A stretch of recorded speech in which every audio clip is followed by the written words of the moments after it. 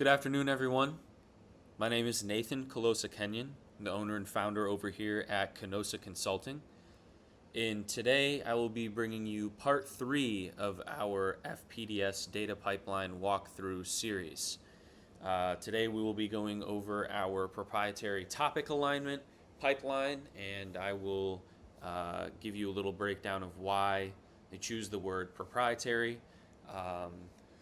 Before we hop into anything today, this video assumes you have watched part 1 and part 2 of this series, along with any prerequisite resources such as BERT topic, Aho Corsic, Yake, some of the other algorithms that we're using, embedding models, the architecture behind FPDS and the reason why we have a unified embedding space, as well as a couple of these little IBM data lake and data pipeline videos if you are not as familiar with how all of this stuff works. So I'll hop right in. In the topic alignment pipeline, we pull the models that we have saved from our passing runs in the topic model pipeline and put them in a temporary data store, which is where the scripts and algorithms look to align all of this stuff. So we load in award models for a particular agency. So this pink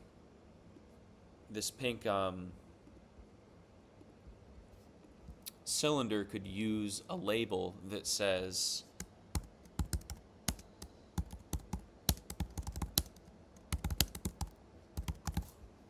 something like that, which is really what it represents. So this is a temporary data store.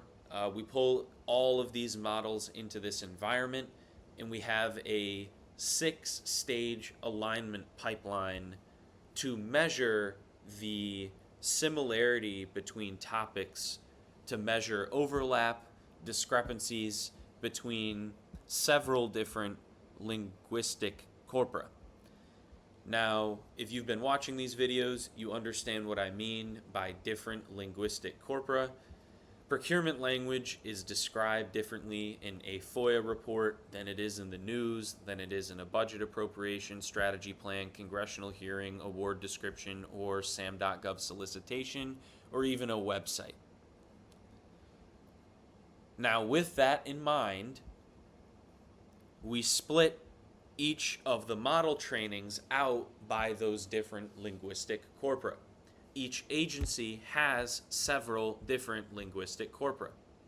They have agency plans, they have budget appropriations, they have executive orders that are pertinent to their agency, they have congressional hearings about different contractors and their performance, they have oversight documents, they have SAM solicitations and award descriptions. So we have to run topic models for each of those different linguistic corpora. Once we've done so, we pull them into this temporary data store. As you can see here, if you want to pause and see what we ingest, that's there for you. If you want a little simple overview, that's right here if you want to pause the video as well. And these sticky notes describe the discrepancies between what we have currently used in our alignment pipeline versus what we are going to and are partitioning by or segmenting by in our future pipeline. Constantly, new and improved the whole way through. So, to move into what happens after we've loaded in all of these models, obviously we receive topic IDs, keywords, embeddings, and the source documents. So what does that mean? Well, I've pulled up our topic label table for the audience to see today. Let's pick a good one. Let's choose this one with 264 documents. Executive communication in public messaging.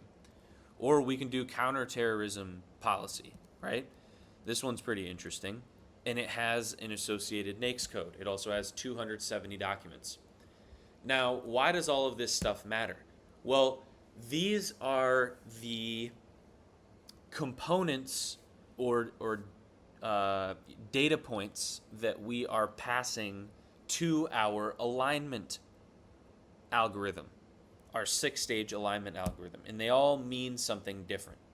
So we pull in the topic IDs so we can keep track of where this topic was sourced from. Was it sourced from awards? What agency? What shard within that agency? Was it pulled from SAM? Was it pulled from a strategy document? We pull the keywords, the embeddings in the documents. You might be asking yourself, Nathan, I didn't see the embeddings. Whoa, whoa, whoa, kind audience member. Hold your horses. We store those embeddings in a different table because after we merge all of these different models, we get a unified agency topic model, meaning topics that are derived from several different linguistic corpora. So that's why we have almost double the number of rows in our topic embedding table versus our topic labels table, or roughly 2/3 more, sorry. In any case, back to the point, after we load in this temporary data store, we go into these different signals that we use to measure alignment across these different models. You can pause the video, see the algorithm flow in plain language, and why we choose 6 signals.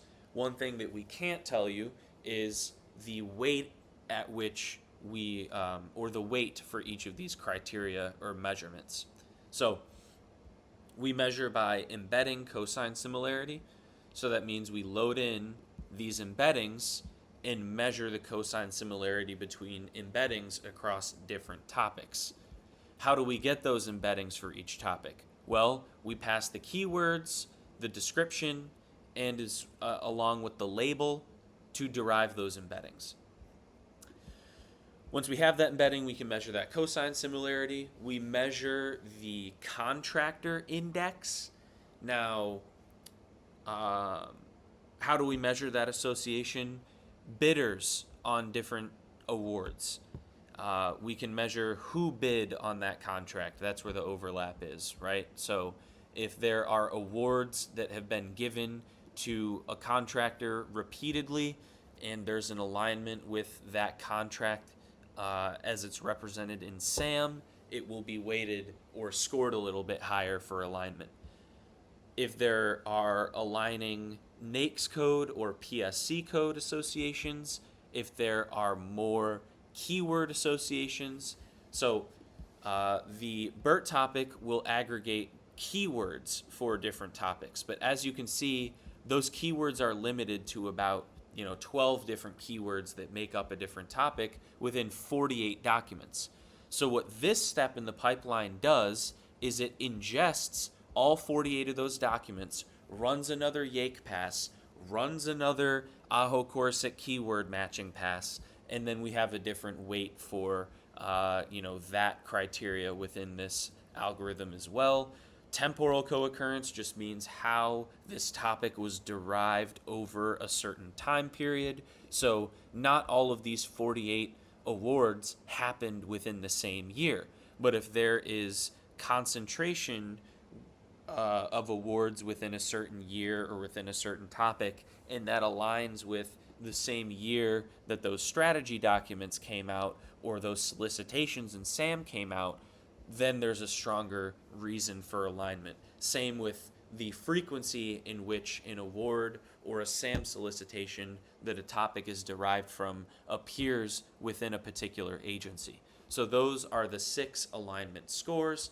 Once we have our alignment score, those are passed to the Leiden algorithm. Now you might, or Leiden algorithm, I might have butchered the pronunciation. Long story short, Neo4j uses this algorithm. You can check out the documentation yourself if you would like to learn more. Let me just pull that open for the audience so you can see. Well, I'm going to have to delete everything that was copied from. In any case, here you go. Neo4j algorithm documented within their source docs.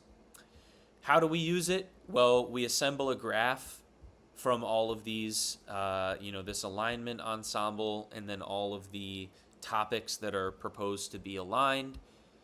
And we do convergent scoring, all that good stuff. Like I said, if you want the details, feel free to look into what that algorithm is. And if you want a video made specifically on how we use this within that process, because it is probably even stronger or a more critical pass, this is basically our quality assurance step, right? To make sure that this 6-stage alignment scoring pass actually did its job. Now, we measure topic deltas between different topic alignment groups. So how and where was this topic derived? If you want a video made on what topic deltas are, we can do that as well. But here's a very simple explanation here if you would like one. Long story short, if a topic is derived from the award corpus and the SAM corpus, but not a strategy plan corpus, that gives us an indication of how that language is used within that specific agency's procurement lifecycle. You can pause and rewind what I just said there if needed. Last step from this is we label all of the topics in here, right? And we label those merge topics as well. So that pretty much gives us an output of unified topic groups, provenance tracking, so which source topics contributed to the unified topic, canonical topic labels, so labels for those merged topics, assignment mappings so that we can audit and kind of look at the derivatives and the origin of the unified topics, and also those quality metrics that come from not only this scoring mechanism or alignment mechanism, but the lead-in algorithm as well. So if you want to stop the video, see why topic labeling is important.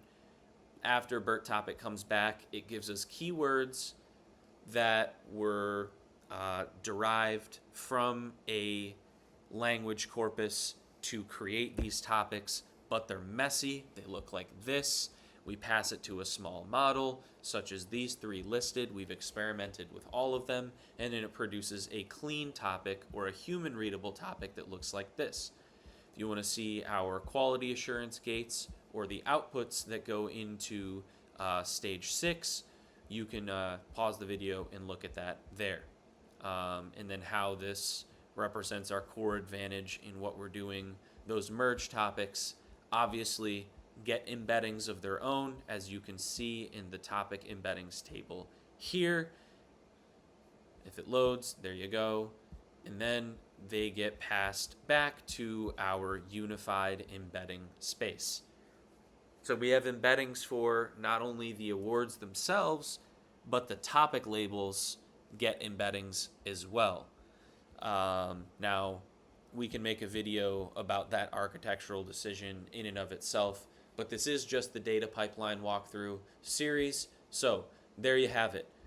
This is how we go from all of these different segmented models across different linguistic corpora, take them, align them using our 6-stage weighted scoring algorithm, how we use this lead-in algorithm to measure the convergent score, measure topic deltas, label topics, and then how it passes back into our unified embedding space. Thank you all for watching. This has been part 3 of the FPDS data pipeline walkthrough. I hope you enjoy. Look out for the final stage, which will be our keyword extraction process. And as you can see with these 4 large purple arrows, this process is continuous and runs every single time we add more language data to our unified embedding space. So, hope you enjoyed. Have a good day. My name is Nathan Kalosa-Kenyon. You can hit me up on LinkedIn if you're interested. My company is Kanosa Consulting. This is our flagship federal procurement data science product for government contractors and academics who are looking to better understand the underlying patterns that emerge within government procurement. Have a good afternoon.